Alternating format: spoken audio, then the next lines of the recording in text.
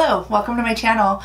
My name is Leah and today is True Crime Tuesday or Get Ready with Murder. I can't decide the name of the series yet, so I'll pop a question up here and you guys let me know what you think. This is typically a makeup channel where all I do is chit chat about makeup and new stuff I got, new stuff that comes out and how my skin feels, but I'm also, if you know anything about me, a true crime buff. So I thought I am not the only one out there who likes to talk about beauty stuff as well as true crime. So I figured this would be a really great spot to bring the two together. I'm going to be putting on this makeup here and talking about the disappearance of the McStay family. This will be a series that comes out every Tuesday. If you have any suggestions for cases you'd like to see discussed or any makeup you want me to put on while I'm talking about it, drop them in the comments below. And without further ado, let's get going. All right, let's get started. Today I'm going to be talking about the McStay family disappearance. This is a case that I find super interesting because I lived near where they were at the time, and I remember seeing on the news their disappearance and updates from them as it had gone along. So finding out recently that there have been some developments in the case starting actually last month was the most recent thing that happened. So I found this one really interesting, and I thought this would be a great place to start. Because today is really more about the story than about the products that I'm using, I'm going to just really focus on the story and not talk too much about the makeup while I'm putting it on. I'll kind of just show you and tell you what I'm using. So having said that, we are starting with the Physicians Formula Spotlight as a base. Okay, so like I said, I lived in San Diego around the time of this entire case starting and happening. So it was in 2010. There's a family of four in Fallbrook, California, which is about an hour kind of north and east of San Diego. It's really like hot and deserty up there. So there's this family of four, they're the McStays. There was the dad, whose name is Joseph, his wife Summer, and their two kids, Joseph Jr. and Gianni. The kids were 4 and 3. The parents were in their early 40s. So they were pretty successful, actually. The father, Joseph, had a, not landscaping, but a luxury fountain and like lawn art kind of business, which sounds kind of hokey, but really he was doing really well. If you know anything about California at that time, lots of homes, lots of real estate stuff was going on, so he was doing really well. So he was making these like luxury one-of-a-kind fountains and had his own business, and he was doing nice. The wife, Summer, she was a real estate agent. So okay, next I'm going to use CoverGirl Vitalist Healthy Elixir because I'm almost done and I'm trying to use it up. So on February 4th, they were reported missing because Joseph's business was such a niche market. He was usually really close with his customers, and they had things like his personal phone number or his like cell phone number. So in February of 2010, he was reported missing because a lot of people had, you know, orders that were supposed to be filled or wanting to place new orders, and nobody could get a hold of him. So police started to investigate, and they came to their home and they found that their two dogs, one was named Bear, I can't remember the other one's name, I'm sure I have it in my notes somewhere, but their two dogs were in the backyard, and the house looked like they had just walked out a minute before. There was like somebody's glasses were sitting on the counter in the kitchen. There was bowls of popcorn sitting on the couch in the living room. Like I said, the two dogs were outside. The house did not show any signs of a break-in or any sort of disturbance. So it was kind of like they vanished without a trace, which was, you know, concerning. So the police asked around the neighbors, and they got a neighbor who had a surveillance camera on their home, and the surveillance camera found that on February 4th, they had their Isuzu Trooper had backed out of the driveway, and this was in the evening. So their Isuzu Trooper, they could see on the video, had backed out of the driveway and driven off. So they knew that that was pretty much probably the time that they disappeared. All right, next, concealer, ColourPop, no filter. So the police during their investigation found the family's car actually in a parking lot in San Ysidro, California, which is right south of San Diego, and it's basically where you park your car if you're going to walk over into Mexico, which happens quite frequently. So the car was missing, or the car was found, and the police just kind of summarized that they went to Mexico and they were there. Throughout their investigation, they also found searches on Summer's computer asking if children under a certain age needed a passport to get into Mexico. And then there was video footage of a family crossing the border on foot, which is kind of how you do it, into Tijuana. That resembled very, very closely the McStay family. So after looking into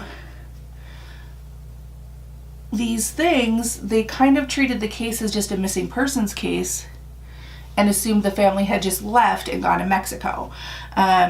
Their family, who was still left in Fallbrook, San Diego area, kind of didn't believe it because, you know, Joseph had this business that was doing really well, and Summer was a real estate agent. Their kids were growing up. They kind of had everything going for them. They had owned a home. There was really no reason for them to just leave everything behind and go to Mexico.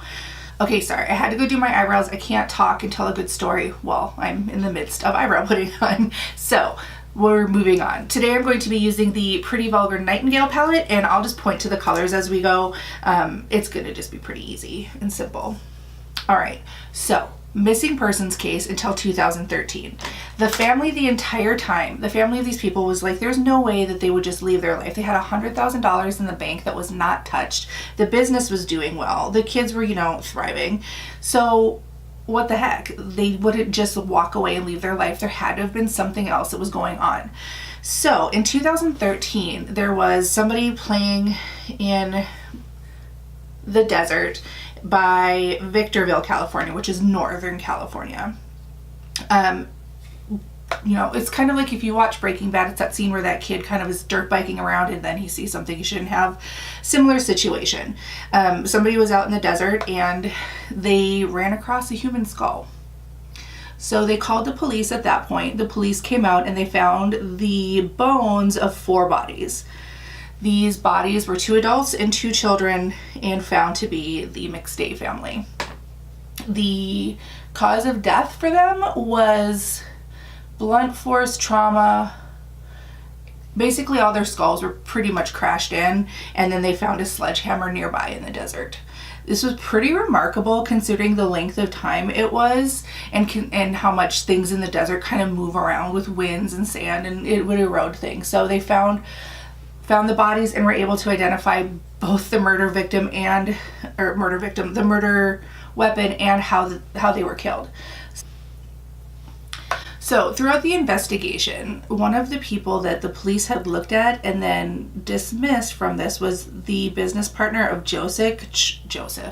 He was written off. The father of Joseph said he completely trusted him. If Joseph trusted him, and they were looking at him because he was the last person to speak to them before they disappeared. Phone records showed that they had a call and a few texts, but then really nothing, so they dismissed him because truly it was just a missing persons case at the time. So once they found the bodies, they went through testing and DNA, and they found his DNA in the vehicle that was recovered down by the border of Mexico. So from there, it came out with a little bit of digging and searching that Mr. Merritt had a really bad gambling problem, amongst a few other things that really put him in deep with some really big debts. So what he'd been doing was writing checks from the business to cover his debts, and he was digging the business into a really deep hole. So because he'd gotten himself in a major debt, was essentially stealing from a company that wasn't really his to steal from. I mean, he was a partner, but it wasn't, his company. And instead of coming clean and helping his friend figure it out, he went to his friend and partner's home, convinced him and his wife and 2 children to get in the car with him. He drove them to the desert, killed them and buried them in the sand, and went about his life. He made it look like they had left for Mexico by parking the car down by the border, and basically went on his merry way and lived the rest of his life. So a year later, in 2014, Merritt was arrested for murder, and he has been successfully delaying his trial up until now. Trial finally started last month in January, and they're moving forward with it. He was starting to represent himself, continually firing his lawyers, saying that evidence is hearsay, things like that, to really push it off. So finally the trial did start last month, so which is a total coincidence. I didn't actually find that out until I was getting the details for this case to talk about for this video, and because it was one that just totally stuck with me after, you know, all of these years. So this guy has gotten away with literally murder for the last few years and is finally going to trial, which I am very glad to hear, because this was such an interesting case to me this whole time, and I'm kind of glad to be able to see it finally have some closure and this guy hopefully get some justice. Okay, and for mascara, I'm going to be using Benefit They're Real today. So that is the story of the disappearance and murder of the McStay family. Very, very sad. And I just remember being in San Diego and like how it like kind of gripped the community. I just remember watching on the news the updates and seeing the surveillance footage of the family going across the border into Mexico and going, well, yeah, that's them. That looks like them. They're alive. They just left. And then hearing more things about how they wouldn't just leave. They wouldn't leave their business. They wouldn't leave their family. And then eventually I can remember the day that they found or reported that they'd found the bodies in the desert, because I was home from whatever, I can't remember which job it was, but I was home on lunch and like watching the news and eating lunch, and I just was like, oh, I remember that. That's so like crazy and so sad, because I think everybody was just hoping that they really did just pick up and leave and go to Mexico. But it was something that I've always remembered and it's always stuck with me. So I thought that was a really fitting story, and it turns out that it was fitting because now there's this new development in the trial starting, and I'm going to keep an eye on it, and I'll keep you guys posted on other true crime Tuesdays. And finally, for lips, I'm going to be using this NYX Sweet Chateau lip color in the shade Bottoms Off, which I don't understand, but it's a nude. I guess that's what that means. My phone rang in the middle of me putting my lipstick on, and of course I didn't turn off the ringer, so I cut that part out and we'll just talk about what I was talking about. Basically, I want to know what you guys thought about this video. If you have any other ideas for cases I could talk about or you'd like to hear about, I will totally research everything and make sure I get all of the good points. I personally am super interested in hearing about the outcomes in stories like this and what happens to the person who was the perpetrator, and really talking about the victim and making sure that their name is known and out there. So I'm hoping you guys liked this idea. I think I'm going to definitely keep going with it. I have a lot of stories that I find super interesting and aren't necessarily well known. And also let me know in the comments what you thought about this. I thought this case was so heartbreaking, but I'm so glad that there actually ended up being a resolution for the families, that they actually know what happened. They didn't just disappear and didn't just leave. Thank you guys so much for watching. I really appreciate you. If you like this video, make sure to give it a thumbs up and hit that subscribe button, and keep an eye out for the next videos coming up. Have a great day. Love you guys. Bye, bye, bye, bye, bye.